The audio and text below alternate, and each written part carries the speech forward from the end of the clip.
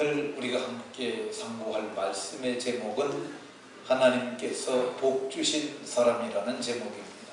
한번 따라 하십시다. 하나님께서 복 주신 사람은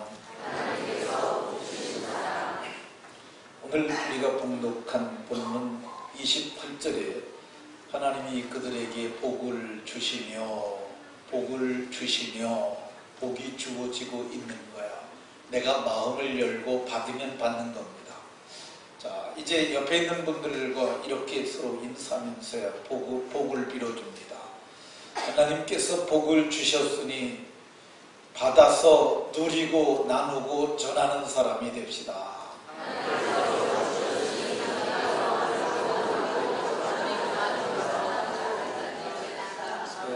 하나님은 이미 복을 주셨으니까 우리는 받아서 누리고 나누고 전해주는 이런 복의 사람들이 다 되시길 예수님 이름으로 축원합니다. 하나님께서는 태초에 천지를 창조하셨습니다. 천지 창조를 하시되 마지막 인간 창조는 아주 신중을 기해서 하셨습니다. 모든 만물을 지으셔서 인간이 살 수 있는 최상의 환경이 조성된 후에 마지막으로 하나님께서 하신 일이 사람을 만드신 일입니다. 하나님께서는 사람을 마지막으로 만드시고 성경에 보면 그들에게 복을 주셨다고 얘기를 해요. 그러니까 처음으로 복을 받은 존재가 인간인 것을 알 수 있습니다. 그러면 하나님께서 복 주신 사람은 어떤 존재였을까? 오늘 우리가 봉독한 본문을 보게 되면 하나님께서 처음으로 복을 주신 존재는 하나님의 형상을 따라 지음받은 존재였습니다. 성경을 보면 26절에 우리의 형상을 따라 우리가 우리의 모양대로 사람을 만들고 하나님께서 우리의 형상을 따라 사람을 만드셨다고 얘기를 해요. 사람은 그러니까 우연히 진화된 존재가 아닙니다. 저절로 이렇게 훌륭한 존재가 되어진 것이 아닙니다. 진화론은 하나의 이론입니다. 논자가 붙었잖아요. 하나의 이론일 뿐이에요. 진화론은 생물 집단이 여러 세대를 거치면서 변화를 축적해 집단 전체의 특성을 변화시키고 그리고 새로운 종까지 탄생시키는 일련의 과정을 말한다. 이렇게 말을 하고 있는데 이 학자들의 얘기입니다. 스스로가 스스로를 변화시키는데 나쁘게 변화되지 않고 늘 좋게만 변화됐고요. 심지어는 새로운 종까지 이렇게 탄생시켰다고 이렇게 얘기를 해요. 저절로 좋아진다는 것이 이게 말이 되지 않습니다. 나빠지면 나빠졌지 절대 좋아질 수가 없어요. 제가 이것을 어제 생각하면서 이게 말이 되지 않는 거다. 이것은 이들이 말하는 것은 꼭 제가 말하는 이해와 같다. 이렇게 말할 수 있는데 우리는 컴퓨터를 거의 모두가 가지고 있습니다. 손으로 만져지는 것을 하드웨어라고 해요. 하드웨어. 이게 보면은 만져지는 하드웨어 중에는 입력 장치로서 마우스, 키보드 그런 것들이 입력하는 장치고 저장 장치로서는 하드라고 하는 게 있고 그리고 하드웨어 중에 휘발성 메모리라고 하는 메모리 카드가 있고 또 색상을 표현해주는 그래픽 카드가 있고 이런 걸 다 꼽아서 만들어 놓으면 이게 하드웨어인데 하드웨어 가지고는 컴퓨터가 운영이 되지 않습니다. 운영을 하려면 컴퓨터를 돌려주는 그러니까 사람의 몸속에 정신이 있는 것처럼 그 눈에 보이지 않지만 손에 만져지지 않지만 분명히 존재하는 것이 있는데 그걸 운영체계, 소프트웨어라고 이렇게 얘기를 합니다. 근데 지금 우리가 사용하고 있는 운영체계 중에는 뭐 리눅스라든가 윈도우 그런 것들이 있는데 윈도우가 가장 많이 사용되고 있죠. 근데 윈도우가 최초 버전이 1.0입니다. MS 워드가 만들어낸 최초 버전이 1.0. 지금 10.0까지 만들어놨어요. 근데 1.0이 저절로 생기더니 그 다음에 2.0이 저절로 생겼고 그 다음에 3.0이 저절로 생겼고 4.0이 저절로 생겼고 지금 10.0까지 저절로 생겼다. 이게 말이 됩니까? 안 됩니까? 말이 안 되죠. 이 MS 워드 거기에 마이크로소프트사의 현재 인원이 12만 104명이라고 그래요. 12만 404명인데 노키아와 이번에 합병을 하면서 들어온 인원이 한 2만 5천 명 되는데 지금 1만 7천 명 정도를 감원하려고 한다고 합니다. 그렇게 따져도 10만 명이 넘는 사람이 있는 거예요. 10만 명 중에서 연구 인력이 얼마나 될까? 우리 노 박사님한테 물어봤어요. 노 박사님이 연구위원이니까 서울대학교 거기 그래서 물어봤더니 10만 명 중이면 연구위원이 몇 명이나 되겠냐 했더니 최소 10,000명이 된다고 해요. 10,000명이나 되는 사람이 그 30년 동안 만들어서 소프트웨어 윈도우 10.0이 만들어지는 거야.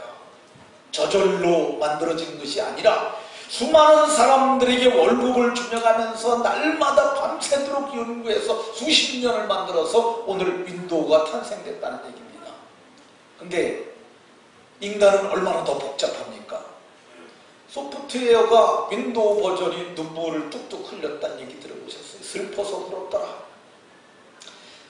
윈도우가 인격이 있어서 말을 하면 아주 점잖게 말하기도 하고 상대에 따라서 어떤 변화를 가져오더라. 이런 얘기 들어보셨어요? 컴퓨터에는 인격이 없어요. 컴퓨터에는 감성도 없어요. 그 소프트웨어가 그런 겁니다. 근데 인간은 아무리 멍청해 보일지라도 그 사람이 감성을 가지고 있고 의지를 가지고 있고 인격을 가지고 있어요. 그러니까 이 컴퓨터보다도 수백만 배 더 복잡한 인간이 저절로 만들어졌다면 말이 되냐는 것이죠. 저절로 만들어진 것이 아니라 성경은 우리가 사람을 만들고 하나님께서 의도를 가지고 목적을 가지고 계획하시고 만드셨다고 얘기를 합니다. 사람을 어떻게 만들었냐? 하나님의 형상을 따라서 우리가 하나님의 형상이 우리 속에 있는 거야. 이 형상이라는 말이 히브리 말로는 첼렘이라는 단어인데 이게 어려운 말이에요. 그래서 영어로는 이미지라고 표현을 했는데 이 이미지라는 것이 이것도 사실은 어려운 거예요. 이미지 하면 우리는 사진을 떠올리잖아요. 근데 이미지의 원래 뜻은 어떤 것이냐면 사물에 대하여 떠오르는 직관적 영상, 그게 이미지라고 나와 있어요. 사전적 정의가 그럽니다. 그러니까 이 사람이 하나님의 형상대로 지음을 받았다 그러면 생각나는 이미지가 있어야 되는데 그 이미지가 좀 어렵게 얘기를 하면 의와 진리와 거룩함이에요. 그러니까 이게 잘 어려워서 이해가 되지 않죠. 하나님의 형상은 우리의 겉사람이 아니라 우리의 속사람이에요. 이 속사람인데 이 하나님의 형상이 지금 아담의 범죄로 인해서 우리는 전적 타락했다고 신학적으로 믿습니다. 근데 이 속사람이 회심, 곧 구원을 받게 되면 하나님의 법을 즐거워하기 시작해요. 그래서 바울 사도가 내 속사람으로는 하나님의 법을 즐거워하되 이 속사람이 곧 하나님의 형상이라고 할 수 있는데 이 속사람이 회심한 것을 성경은 새사람이라고 이렇게 얘기를 해요. 새사람에 대해서 바울 사도가 골로새서에서 자기를 창조하신 이의 형상을 따라 자기를 창조하신 이의 형상을 재창조라고 봐야 합니다. 자기를 창조하신 이의 형상을 따라 새롭게 지음을 받았는데 마지막 바뀐 부분이 지식이에요. 지식이 바뀌니까 사람이 바뀌는 거야. 지식에까지 새롭게 하심을 받은 자들이 곧 인간이고 이것이 곧 하나님의 형상이라고 얘기를 합니다. 하나님의 형상으로 지음받은 사람들을 새 사람이라고 그러는데 바울 사도는 에베소 교회를 향하여 편지할 때 너희가 의와 진리와 거룩함으로 지으심을 받은 새 사람을 입어라. 새 사람은 하나님의 형상을 따라 새롭게 지음을 받은 자들인데 그 하나님의 형상이 의와 진리와 거룩함이라고 얘기를 해요. 의와 진리와 거룩함, 이걸 하나의 이미지로 해서 여러분들이 형상을 떠올릴 수가 있겠어요? 어렵지요. 그러니까 하나님의 형상은 그래서 표현하기가 좀 어려운 거고 이미지라고 영어 성경에 번역을 했는데 그래도 어려운 거예요. 근데 하나님의 형상을 따라 의와 진리와 거룩함으로 새롭게 지으심을 받은 새 사람, 이 속사람이 변화된 사람들은 새 생명을 가진 사람이에요. 이 사람들은 새 마음을 가진 사람이에요. 이 사람들은 신성한 그리스도의 성품을 가진 새 성품을 가진 사람들이고, 이 사람들은 영이 새 것이 된 사람이며 지식에까지 새롭게 하심을 받은 새 사람들인 줄로 믿으시기 바랍니다. 진짜 그래서 하나님의 형상이 온전히 회복된 사람은 예수 믿어 구원받은 저와 여러분들인 줄로 믿으시기 바랍니다. 자, 하나님께서 복 주신 사람들은 하나님이 자기 형상을 따라 자기 모양으로 만드셨다고 얘기를 해요. 이 모양이라는 말로 성경은 표현하는데, 그러니까 여기 모양대로 우리가 사람을 만들고 하나님이 만드신 것이지 진화된 것이 아니라는 것. 하나님께서 만드셨는데 이 성경을 보게 되면 공장에서 상품 찍어내듯이 만드는 것이 아니라 각 사람을 어머니의 태에서 각 사람을 만드셨어요. 그래서 모두가 다 다른 거예요. 여러분들이 다 다르잖아요. 공장에서 나온 공산품들은 다 똑같아요. 근데 하나님이 우리를 그렇게 만들지 아니하시고 자기 모양대로 지금도 창조사역을 계속하고 계시는 것을 믿으시기 바랍니다. 그럼 모양이 뭐냐? 모양은 그냥 모양이에요. 히브리 말로는 데모트라고 쓰였는데 이 성경이 하나님의 모양대로 지음을 받았다고 이렇게 얘기를 해요. 근데 이 모양이 좀 어려운 말입니다. 이 모양이 겉모양도 있고 속모양이 있어요. 근데 우리의 모양이 속사람의 모습도 하나님을 닮았고 겉사람도 하나님의 모습을 닮았다고 봐야 합니다. 그러면 지금 우리는 누구의 모양으로 있느냐? 성경은 우리가 현재는 흙에 속한 자의 형상을 입은 것 같이 첫사람 아담이 흙에 속한 자죠. 그 모양을 우리가 지금 갖고 있어요. 그런데 우리가 이제는 하늘에 속한 자의 형상을 입게 될 것이라고 얘기를 해요. 이건 위대한 변화죠. 상상을 초월하는 변화인데, 이렇게 육에 속한 자의 형상으로 나타나셨다가 하늘에 속한 자의 형상을 먼저 입으신 분이 계세요. 그분이 예수님이죠. 그분을 친히 본 사람이 사도 요한입니다. 사도 요한께서는 요한계시록 1장에 보면은 그가 하늘에 속한 분의 형상을 봅니다. 그분이 옷을 입었는데 그 옷이 성전에 가득했다고 선지자 이사야는 그렇게 말을 하는데, 발에 끌리는 옷을 입으셨고 가슴에는 금띠를 띠셨다고 얘기를 해요. 근데 금띠가 세상의 금은 불투명합니다. 내 성경에 보면은 하늘나라에는 들어가는 길도 금으로 깔렸는데 거기는 유리 같은 정금, 상상이 안 되는 거죠. 근데 유리 같은 정금인데 그분이 띠셨던 금띠가 얼마나 아름답고 얼마나 본이 있는 그런 금띠셨겠습니까? 그분의 머리털은 희가 흰 양털을 갖고, 그리고 그의 눈은 불꽃 같고, 이 불꽃 같다는 말이 산소용도기에서 그런 불이 나온다는 그런 의미로는 저는 이해하지 않고, 만물을 상관하실 그분의 안광, 눈빛이죠. 강렬한 모든 것을 아는 전지하신 눈을 가지신 분이고, 그 발은 풀무에 단련한 빛난 주석, 주석은 뭐로 심판을 얘기를 합니다. 발로 짓밟는 권세 있는 자의 모습이고요. 음성은 많은 물소리 같으며, 이 물소리는 우렁차죠. 우렁차고 힘있고 그러면서도 물소리는 청량감이 있어요. 근데 그분이 이렇게 놀라운 영광스러운 모습으로 이제 하늘에 계셨는데 우리가 하늘에 속한 이의 형상을 입으리라. 예, 고린도전서 15장 49절에 그렇게 말합니다. 이게 누구한테 하는 얘기냐면은 저한테 하는 얘기입니다. 저한테만 하겠습니까? 여기 보면 주어를 보세요. 우리가 누가 저렇게 변한다고요? 우리가 나여 여러분들이 하늘에 속한 이의 형상을 입게 될 줄로 믿으시기 바랍니다. 어떻게 내가 저렇게 변할 수가 있느냐?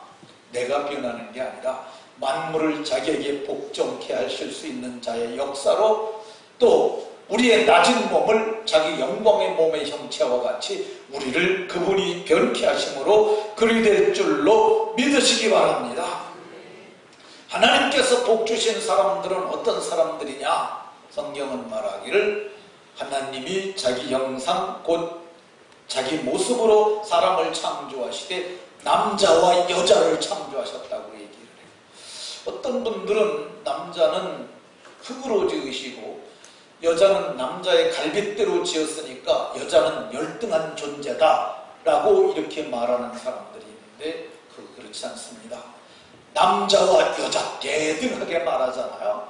남자도 창조하신 하나님이 여자도 창조하셨는 줄로 믿으시기 바랍니다.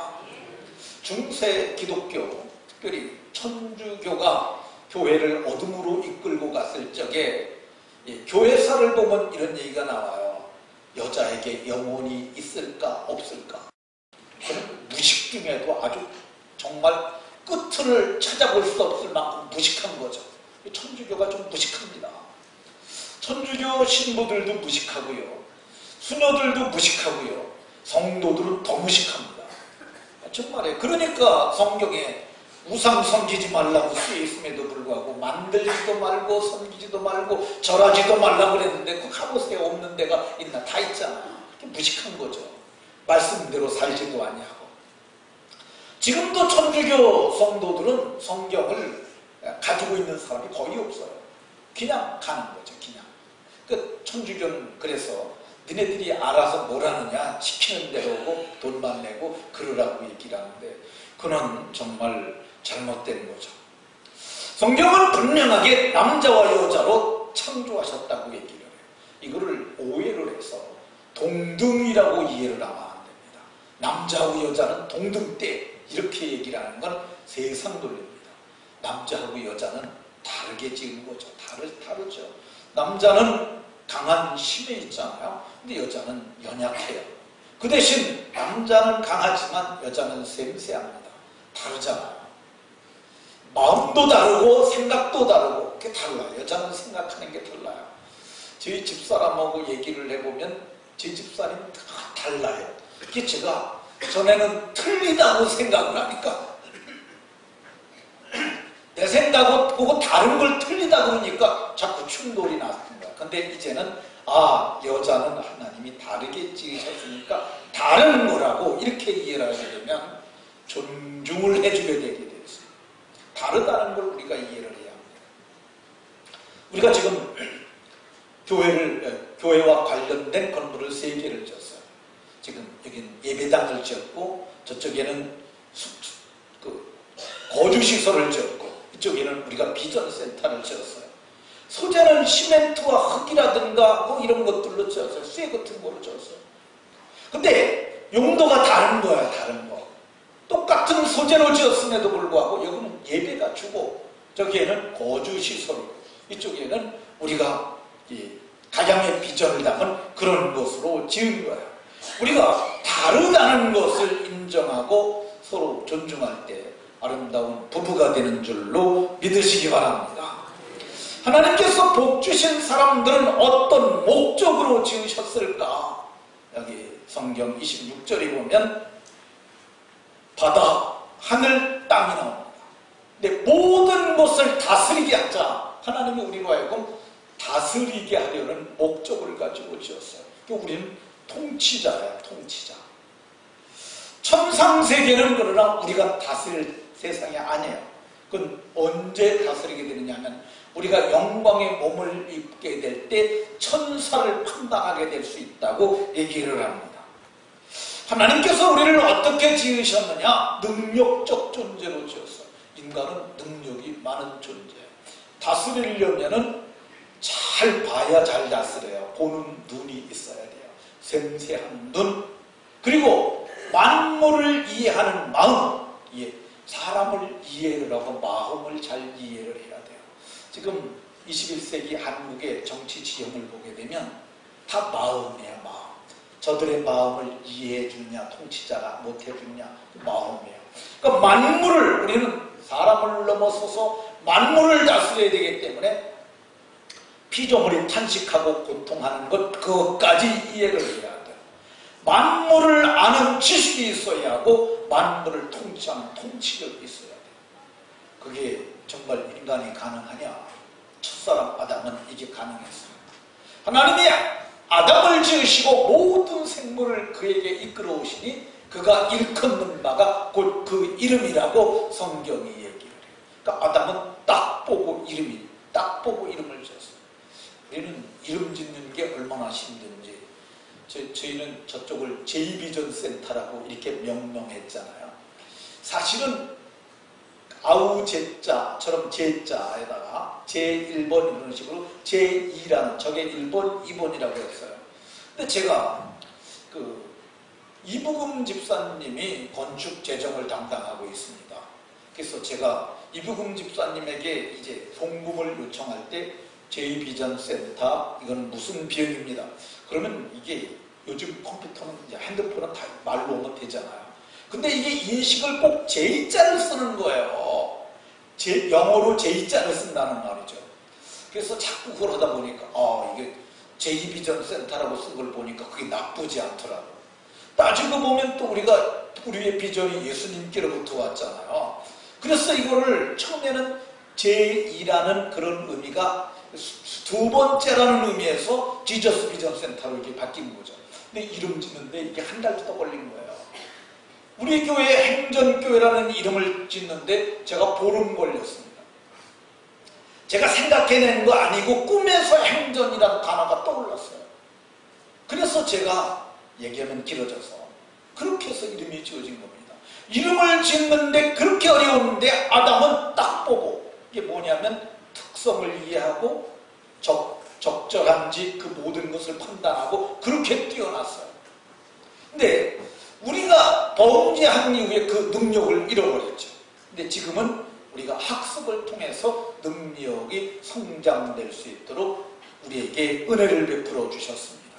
저와 여러분들이 만물을 다스릴 수 있는 존재로 지음받았는 줄로 믿으시기 바랍니다. 그럼 하나님께서 사람에게 복 주신 게 뭐냐? 우리를 하나님이 통치자로서 존귀하게 지으셨어요. 저와 여러분들은 예수의 보배로운 피로 속량 곧죄사함을 받았기 때문에 하나님도 우리를 보배롭고 존귀하게 여긴다고 얘기를 해요. 옆에 계신 분들을 보면은 젊은 사람들은 참 피부도 탱탱하고 이쁘지만 늙으신 분들을 보면 참 점점 쭈그러져가지고 좀 그렇지 않습니까? 이게 얼굴은 팽팽한데 어떤 분들은 여기가 목이 쪼글쪼글해요. 사람들이 그러더라고요. 목이 엄청 늙는다. 근데 사람들이 이게 늙으면 이렇게 되잖아요. 근데 성경은 말하기를 너희가 존귀하다고 얘기를 해요. 이건 겉사람을 얘기하는 게 아니에요. 우리의 겉사람은 부패하지만 우리의 속사람은 날로 새로운데 이 속사람이 하나님의 형상이고, 성경은 말하기를 너희가 보배로운 피로 속량받은 것이 너희 속사람인데 너희가 보배롭고 존귀하다고 이렇게 얘기를 하고 있습니다. 하나님께서 복 주신 사람들에게 주신 복이 뭐냐? 만물을 다스릴 수 있는 우리에게 통치권을 주었어요. 어떤 분들은 권력이 사람에게 나온다고부터 나온다고 했잖아요. 권력은 국민으로부터 나온다. 정치학자들이 다 하는 얘기예요. 근데 옛날 군주들은 백성이 곧 하늘이다 이런 표현도 썼어요. 근데 로마서 13장에 보면 바울사들은 이 권세는 하나님께로부터 나온다고 이렇게 얘기를 해요. 근데 세상 사람들이 그걸 모르는 거죠. 정치가들이. 하나님께서 백성을 통해서 통치할 수 있도록 권력을 최종적으로 승인하고 주신 분이 하나님이라고 이렇게 얘기를 해요. 하나님께서 우리에게 주신 복이 또 있는데 먹거리를 주셨어요. 먹거리. 이 땅에 있는 짐승들에게도 하늘에 있는 새들에게도 땅에 기는 모든 것들에게도 모든 풀을 먹거리로 주셨다고 얘기를 해요. 그러니까 범죄 이전에는 모두가 초식을 했던 거죠. 또 사람들에게는 뭘 식물로 주셨냐면 모든 채소 그리고 모든 나무의 과실. 범죄 이전에는 그걸 먹고 살았어요. 근데 범죄한 후에 하나님이 땅을 저주하시죠. 땅이 저주받은 땅에 살고 있는 거야. 이 마지막 저주는 노아 홍수 때 저주가 일어납니다. 땅이 저주받아서 하늘의 창들이 열리고 땅의 깊음이 샘들이 터지는데 창조과학자들에 의하면 지구를 싸고 있는 얼음막이 있어서 그게 지구의 중력을 막아줬다는 거예요. 그래서 여러분들 요즘 걸어다니면 힘들잖아요. 땅에서 자꾸 땡기니까. 넌 땅이니까 땅으로 오라고. 늙으면 자꾸 늙는 게 좋은 게 그 땅에서 자꾸 땡겨서 그런 거야. 그걸 중력이라고 우리는 표현을 합니다. 근데 이 사람들이 이게 범죄하기 전에는 중력이 없었다는 거예요. 무중력 상태는 아니지만 그래서 이 중력 때문에 노화가 쭈글쭈글해지는 거잖아요. 근데 그래서 그때는 900살 이상씩 살았는데 홍수 후에 갑자기 사람이 생명이 줄어듭니다. 그러니까 하나님이 그때는 너희들 채소만 먹어서는 안 되니까 고기도 먹어라. 그래가지고 성경에 보면 산동물은 창세기 9장 3절에 그때부터 고기를 먹으라고 했던 것을 볼 수가 있습니다. 근데 인간은 고기를 먹게 하고 짐승은 서로 잡아먹도록 했어요. 이걸 먹이사슬이라고 우리는 부릅니다. 근데 먹이사슬 중에서 최상의 포식자가 누구냐? 최상의 포식자가 인간이에요. 그렇잖아요. 호랑이가 토끼를 잡아먹는데 호랑이를 잡아먹는 건 인간이에요. 인간이 못 먹는 게 없습니다. 호랑이를 잡아서 호랑이 뼈도 먹고 호랑이 고기도 먹고 호랑이 가죽도 쓰고 중국에 가면 호랑이 기름이라고 파는데 다 가짜 같아요. 제가 생각하기에. 왜냐하면 호랑이가 별로 없는데 그거 호랑이 기름이라고 파는 거 있는데 어쨌든 하나님께서 인간에게 먹거리를 주시는 것이 복입니다. 그러면 이렇게 하나님께서 하나님의 형상대로 하나님의 모양대로 그리고 하나님께서 이렇게 우리에게 모든 능력을 주셨는데 우리가 어떻게 살아야 할까? 복을 누리며 살아야 하는데 첫 번째 복이 뭐냐면 생육의 복을 누려야 합니다. 하나님이 생육하라 라고 말씀하셨어요. 근데 생육하지 말아라 혹은 고만 생육하라 그러면 성장이 다 멈춰버리는 거죠. 이 생육은 성장이라 할 수 있습니다. 지금도 이 생육하라는 말씀이 계속되기 때문에 인간이 생육하는 거예요. 두 번째는 번성하라는 것이죠. 번성. 이게 중요합니다. 제가 오늘 말하려는 골자도 바로 이겁니다. 이 번성과 관련된 유사 단어가 몇 개 있는데 번식이라는 말이 있어요. 번식은 식물의 개체가 늘어나는 걸 그걸 번식이라고 그래요. 번창이라는 말은 사업의 규모가 커지는 걸 번창이라고 그러고 이 번성은 개체의 수가 늘어나는 거야. 사람에게 번성하라고 그러면 너와 같은 사람이 자꾸자꾸 생겨나게 하라 이런 것이죠. 이 성경은 생육하고 번성하여 라고 그러는데 이 번성했다는 말이 이 출애굽기 1장 12절에 보면 이스라엘의 수가 많아지는 걸 그걸 번성이라고 이렇게 말하고 있어요. 70여 명이 애굽 땅에 들어갔는데 400여 년 만에 얼마만큼 숫자로 늘어났느냐 하면은 수백만으로 늘어갔는데 이걸 번성이라고 얘기를 해요. 왜 번성해야 하느냐? 번성해야 땅에 충만할 수 있기 때문이죠. 하나님이 번성하여 땅에 충만하라. 창세기 1장 28절에 그렇게 말해요. 번성해야 땅에 충만하는 거죠. 땅이 아담과 하밖에 없는데 그 지구가 크잖아요. 그러니까 하나님이 번성해야 땅을 다스리게 되니까 땅을 충만하고 그리고 땅을 정복할 수 있고 땅을 다스릴 수 있으니까 너희가 번성해야 한다고 얘기하고 있습니다. 왜 번성해야 되느냐? 그래야 하나님의 기업이 세워지기 때문입니다. 이 성경을 보게 되면 시편 117편 3절에 자식은 여호와의 기업이요 자식이 내 기업도 되긴 됩니다. 그런데 하나님은 자식은 여호와의 기업이야. 하나님이 말씀하시길 내 기업이라고 말씀하셨어요. 모세가 40일 동안 먹지도 않고 마시지도 않고 하나님을 대면하고 하나님께 기도한 것이 뭐냐면 주께서 큰 위엄으로 승량하시고 강한 손으로 애굽에서 인도해내신 주의 백성 곧 주의 기업을 멸하지 마옵소서. 이스라엘 백성들이고 주의 기업이었고 주의 백성이었던 것을 성경이 얘기를 하고 있습니다.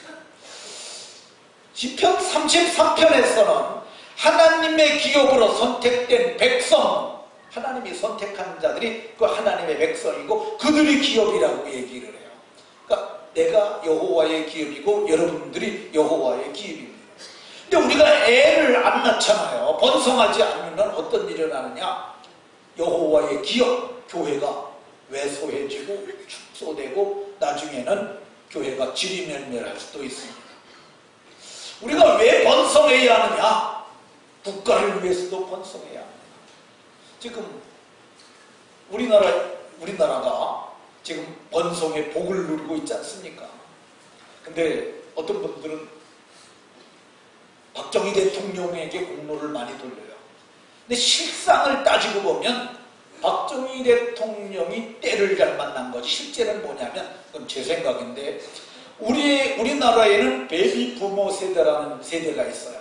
그게 1950년생부터 60년 그 사이 어간에 있는 세대죠. 저가 거기 속해 있습니다.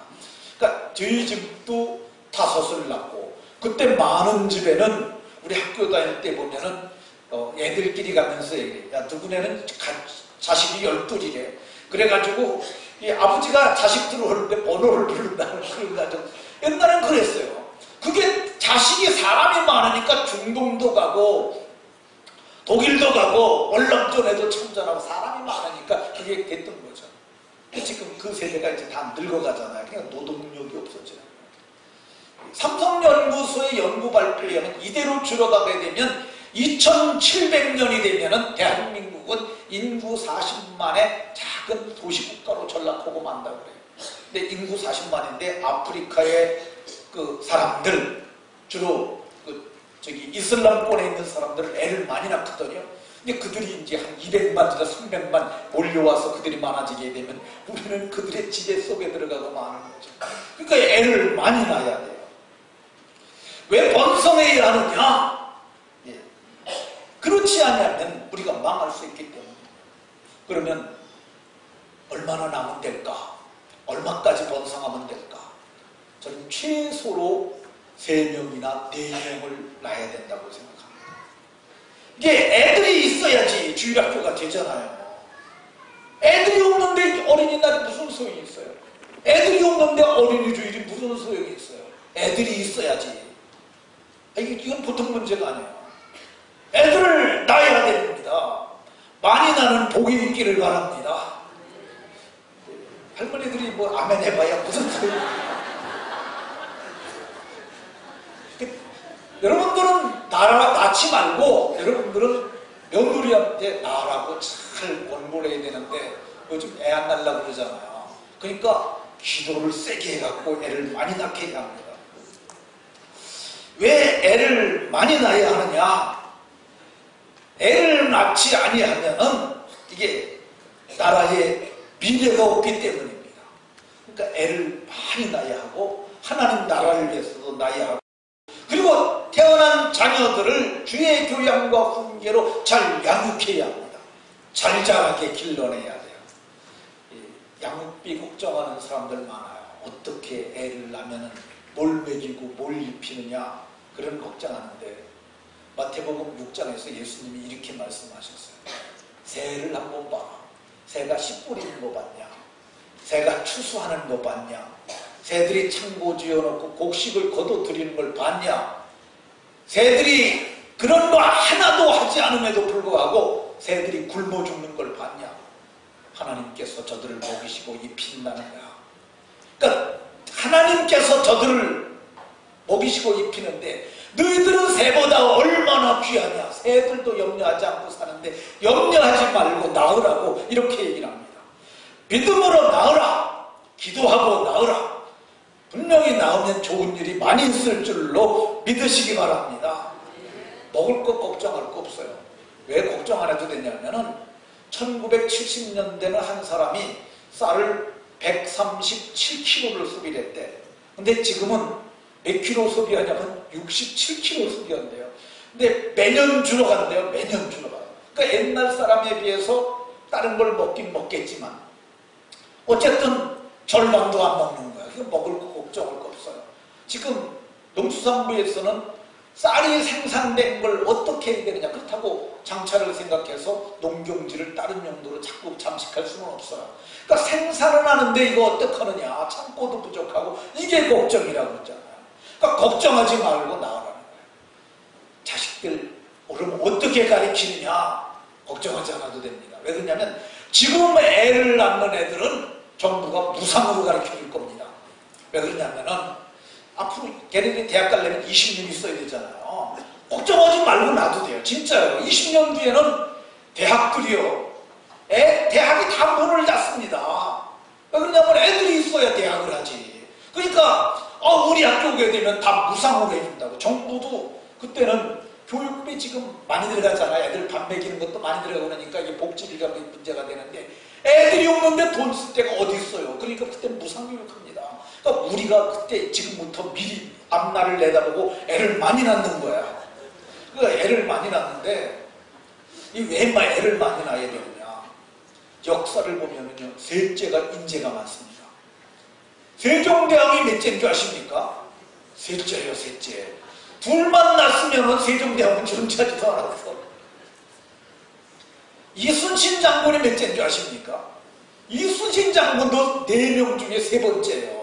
그러니까 우리가 존경하는 성 이순신도 둘만 낳았으면 이순신은 존재하지도 않은 거죠. 그러니까 우리가 셋째가 인재가 많으니까 최소한 3명, 조금 더 나고 싶은 사람은 4명까지 이렇게 낳아야 한다고 저는 강력하게 말하고 싶습니다. 여러분들 많이 나시기 바랍니다. 김도환 4명 이상 많이 나서 우리 노 박사님 4명 이상 많이 나서 그래서 자식은 장사의 수중에 있는 전통에 있는 화살과 같으니 이것이 가득한 자는 복이 있다 그랬으니까 많이 나가지고 정말 복을 많이 누리는 복 있는 성도들이 다 되시기를 예수의 이름으로 축원합니다. 그리고 번성의 복을 누리려면 애를 못 낳으면 전도라도 해야 합니다. 그게 영적 자손들이 되는 거예요.